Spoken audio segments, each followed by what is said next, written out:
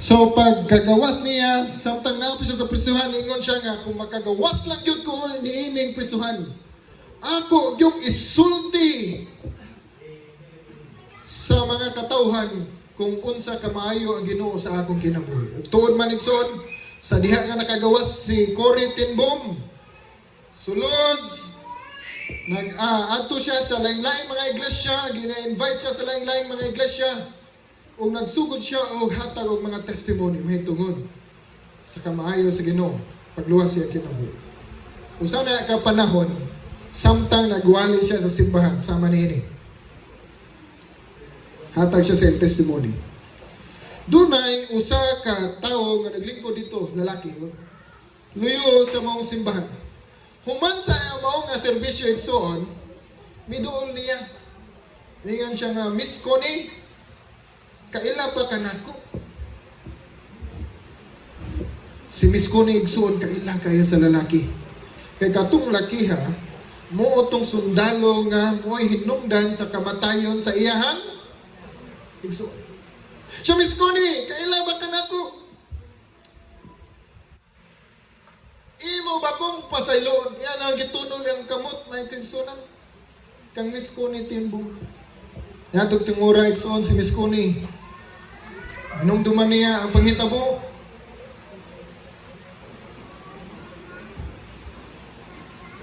O niyatong tumura igsoon si Miss Connie naka-realize o naka-amgo o experience nga wa niya na experience kat-kat sa kinabuhi. Niyatong tumura igsoon gi-impress siya sa balang espiritu sa pagpasaylo sa maong sundalo nga mo hinungdan nga namatay niya igsoon. Iyang sanay gidawat ang iyang kamot, iyang igsoon gipasaylo ti ka sa ngalan ni Ginoong Jesucristo, gipasaylo ti ka, gipasaylo ti ka. Atong tungura igsoon si Connie Tinbom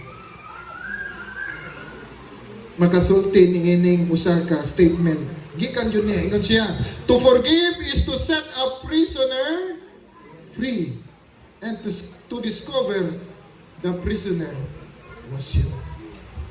Sa diha nga mo pasaylo di ay igsoon, sama ra nga unsa man. Sama ra nga unsa man. Atong gibuhian ang atong kaugalingon. Mo ni nasinati ni Cory Tinbom. Ug matod pa niya, you never thought so the ocean of God's love as that you forgive your enemies.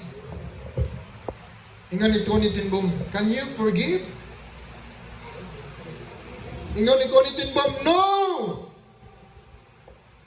Tinuod na kaigsunan, sayon kayo sulti nga mapasaylo apan sa tinud anay kita sa atong tawhanon nga kahimtang dili ta makapasaylo sa atong kaaway. Apan ingon siya, I can't either, but He can. Kinsa ni He diri? Sa Ginoong Jesucristo igsoon.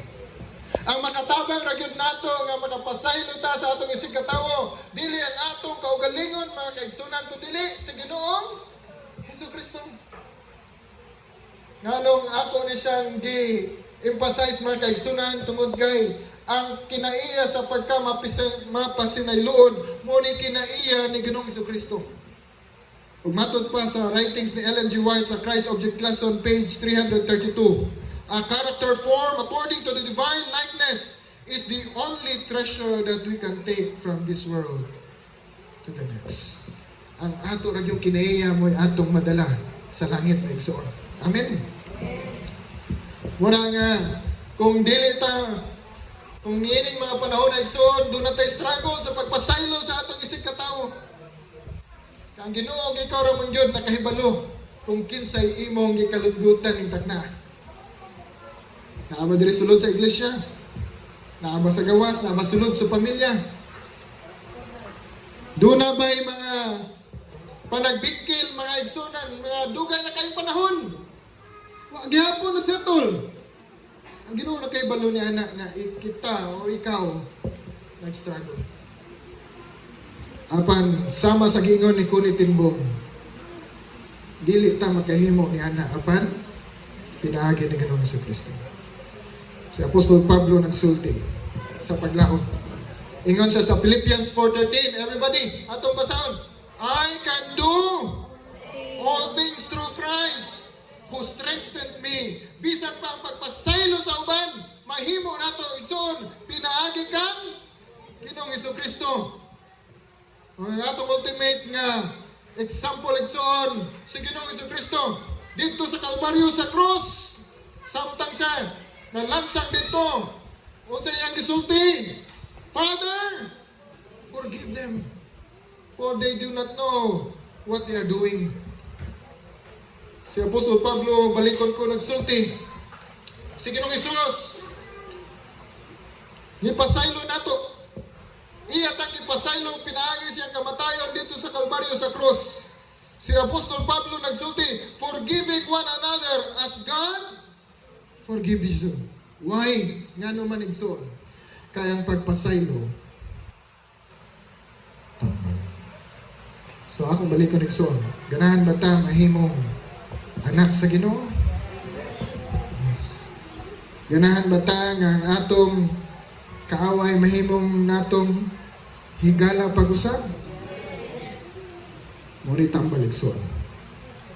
Ang pagpasaylo nagikan sa atong Ginoo. Hinaot ko nga kini nga mensahe abri sa atong kasing-kasing nga atong hangyon ang Ginoo